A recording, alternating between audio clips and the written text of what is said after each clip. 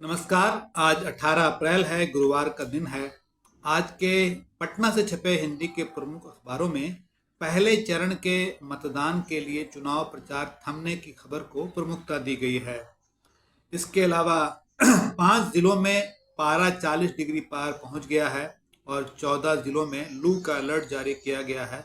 इस खबर को भी काफ़ी अहमियत दी गई है। एक अंतर्राष्ट्रीय खबर है दुबई से कि वहां बेहिसाब बारिश हुई है और एयरपोर्ट बंद कर दिया गया है। इसकी वजह से दिल्ली से भी कई उड़ानें रद्द करनी पड़ी। और हिंदुस्तान की एक विशेष खबर है, दाखिल खारिज के मामले में लापरवाही बरतने वाले 100 सीईओ को नोटिस। इन खबरों को अब विस्तार से जानते हैं। पहले चरण का जो चुनाव प्रचार है वो थम गया और आपको पता है कि 19 अप्रैल को पहले चरण के लिए वोटिंग होगी और इस चरण में पूरे देश में 102 सीट हैं और बिहार में 4 सीटें हैं और इनमें गया, औरंगाबाद, नवादा और जमुई सीट के लिए वोटिंग होगी कल। इन 4 सीटों पर कुल 38 उम्मीदवार हैं। मुख्य मुकाबला आरजेडी और एनडीए के उम्मीदवारों के बीच में माना जा रहा है। इन 4 सीटों पर 76 लाख से अधिक वोटर हैं जो अपने वोट का इस्तेमाल कर सकते हैं। देखना है कि वहाँ वोटिंग का प्रतिशत क्या रहता है। 21 राज्यों और उन केंद्र शासित प्रदेशों में पहले चरण का चुनाव प्रचार जो है वो थमा है और बिहार से जो 4 सीटें हैं उनके बारे में ये खबर है कि 92 है, 92,000 वोटर्स जो हैं वो नए हैं जो पहली बार अपना वोट डालेंगे। तो इस लिहाज से ये एक अहम खबर है कि करीब करीब 92,000 वोटर जो है वो नए वोटर हैं और वो पहली बार अपना वोट डालेंगे। अब आते हैं तापमान की खबर के बारे में। शेखपुरा, बांका, नवादा, सीवान और रोहतास में तापमान 40 डिग्री से अधिक दर्ज किया गया और आज से 21 अप्रैल तक 14 जिलों में लू चलने का अलर्ट जारी हुआ है। यानी मौसम बदल रहा है तेज़ी के साथ और गर्मी बढ़ रही है, इसलिए एडवाइजरी भी जारी की गई है। कहा गया है कि घर से अगर ज़रूरी काम से निकलें तो भरपेट पानी पिएं और बदन को सूती कपड़े से ढक कर चलें। इसका कारण बताया जा रहा है इस गर्मी का कि राजस्थान से गर्म हवा के झोंके आ रहे हैं और वो जो है बिहार में भी तापमान उसकी वजह से बढ़ रहा है। दुबई जो है वो दरिया बन गया है और इसकी खबर भी सभी अखबारों ने अपने विदेश के पन्ने पर प्रमुखता से दी है। मंगलवार देर शाम और बुधवार को जो इतनी बारिश हुई उसकी वजह से सड़कें जो है वो दरिया की तरह दिखने लगी। दुबई का अंतर्राष्ट्रीय हवाई अड्डा पानी से भर गया। दिल्ली से दुबई की आधा दर्जन उड़ानें रद्द करनी पड़े। यूएई के कई मेट्रो स्टेशन में भी पानी भर गया। बताया गया कि 2 दिन में इतनी बारिश हुई है जो 1.5 साल के बारिश के बराबर है। तो एक तरफ बिहार और राजस्थान में भारी गर्मी है तो उधर दुबई में भारी बारिश और बारिश की वजह से अंतर्राष्ट्रीय उड़ानें जो हैं वो प्रभावित हुई हैं।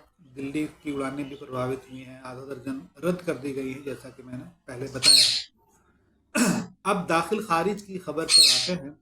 आपको पता है दाखिल खारिज कराना कितना मुश्किल काम होता है बिहार में और इसके लिए सरकार की ओर से लगातार कोशिश भी की जाती है, नोटिस भी दिए जाते हैं, कई सीईओ को सस्पेंड भी किया गया है, लेकिन फिर भी ये जो है समस्या हल नहीं हो पा रही है। तमाम कोशिशों के बावजूद और सख्ती के बावजूद पिछले 3 महीने में दाखिल खारिज के काम में लापरवाही बरतने वाले 100 सीईओ को नोटिस दिया गया है। उनसे जवाब मांगा गया है और जवाब के लिए 15 दिनों की मोहलत दी गई है।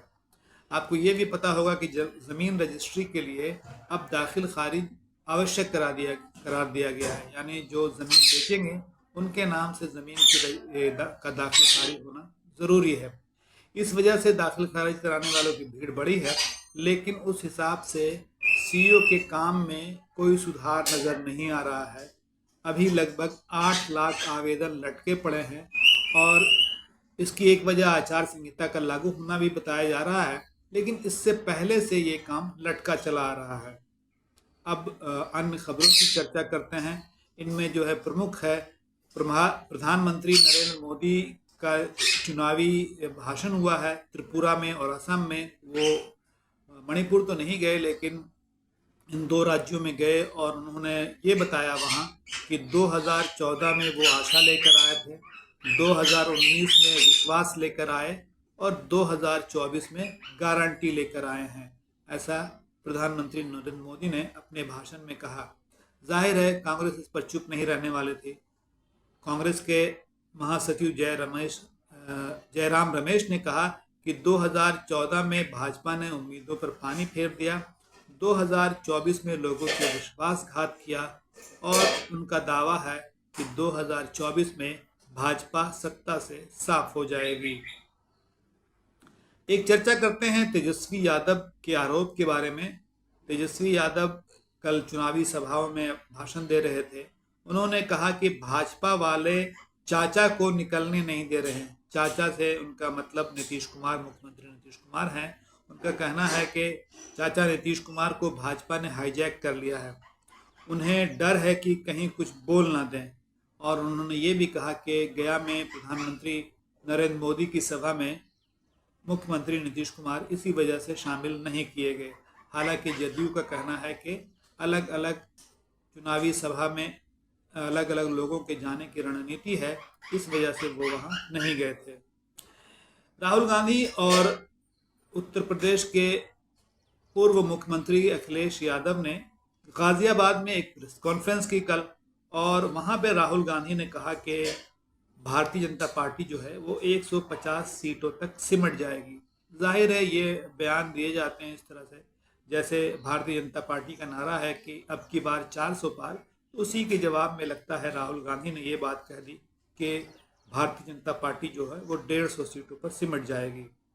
एक दुखद खबर है कश्मीर के अनंतनाग से। वहाँ बांका के राजा शाह की गोली मारकर हत्या कर दी गई। आतंकियों पर शक है, हालांकि किसी ने इसकी जिम्मेदारी नहीं ली है। इस आतंकवादी घटना में राजा शाह जो मारे गए वो बांका के रहने वाले थे और वहाँ अनंतनाग में वो पकौड़े के ठेला लगाते थे। अब एक रोचक खबर सीवान से लेते हैं। सीवान में आपको पता है कि आरजेडी ने बहुत कोशिश की कि पूर्व सांसद मोहम्मद शहाबुद्दीन की पत्नी हिना शहाब को टिकट दे, लेकिन हिना शहाब इस बात पर अड़ी रही कि वो निर्दलीय लड़ेंगी।